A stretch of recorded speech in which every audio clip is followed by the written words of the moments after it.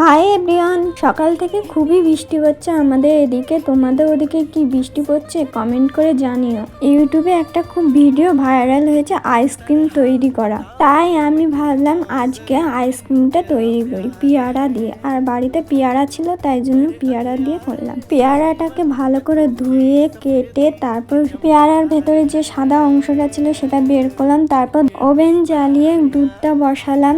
পেয়ারার যে সাদা অংশটা সেটা দুধের মধ্যে দিলাম, তারপর চিনি দিলাম, তারপর ফুটলো। অনেকক্ষণ ধরে ফোটার পর সেই দুধটা পেয়ারার মধ্যে দিলাম। তারপর আমি ফ্রিজে পেয়ারাটা রেখে আসলাম।